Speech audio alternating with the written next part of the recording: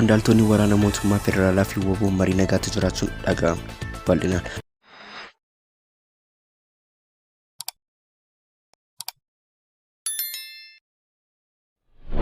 waraanni bilisummaa Oromoo yookiin WBO fi mootummaan federaalaa Itoophiyaa Taanzaaniyaatti marii nagaa gaggeessaa jiraachuun maddeen dhimmicha dhiyeenya qaban BBCf mirkaneessan.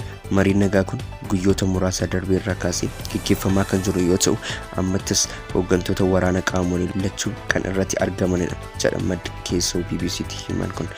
Marii marsaa lammaffaa mootummaa federaalaa fi WBO gidduutti magaalaa guddoo Taanzaaniyaa Dar es Salaam keessatti gaggeeffamu kana irratti gama WBOtiin ajajaan waliigalaa WBO Kumsaa Dirribaa yookiin Caalmarroo argamu barameera. Marroon qaamolee alaa marichaaf haala mijeessaniin Oromiyaa lixaa Dambidolloo irraa xiyyaaraan gara bakka mariitti geeffameera.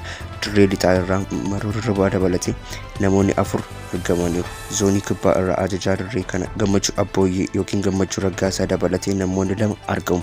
Marii nagaa WBO fi mootummaa Itoophiyaa gidduutti ji'a 6 dura ifatti gaggeeffame ture. Gamtoomina misooma biyyoota Afrikaa bahaa adda dureewwan bakka Ameerikaa, Noorwee fi Keeniyaa jiranitti haala mijeessaa turuun isaan ni yaadatama. BBC mirkaneeffachuu baatus marii miilana kanaas GAD gahee isaa kana itti fufee bahachaa jira jedhamee amanama.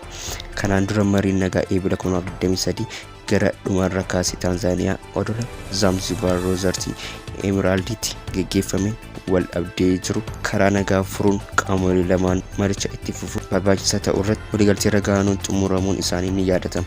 Yeroo sanatti qaamolee lama marii dabalataa akka barbaachisu eeranis yoomii fi eessatti gaggeeffamaa kan jedhu garuu hin ibsine ture. Marii jalqabaa sanaan haala gaariin gaggeeffamaa kan turee fi hubannaan jiraachuu kaasanii dhimmoota tokko tokko irratti sadarkaa marii jalqabaa kana irratti waliigaltee irra hin gahamin hafuu ibsi qaamolee lama baasan addeesseera. Garuu dhimmoota kam irratti wal ta'uu kam irratti ammoo wal dhaban kan jedhu bal'inaan ibsamee ture. Maddeen BBC akka himanitti Taanzaaniyaatti boodas mariin al-idilee gareewwan lamaan gidduutti Taanzaaniyaa ture. Haa ta'u malee waa'ee mariitti bana irratti qaama mootummaa Itoophiyaas ta'ee WBO irraa hanga ammaatti ifatti kan jedhame hin jiru. BBCnis yaadii odeeffannoo dabalataa argachuun taasisa amma hin milkoofne. Waggaa har'aa erga waraanni kaaba Itoophiyaatti ture mariin nagaa dhumatee booda akkasuma garaagarummaan mootummaa WBOnis mariidhaan akka furamuuf biyya keessatti alarraa dhiibbaan garaagaraa taasifamuu ture ammas itti jira. Qaamni hidhatee lolu WBO'n irra deebiin bakka qaamni sadaffaan argamutti mootummaa wajjin mari'achuuf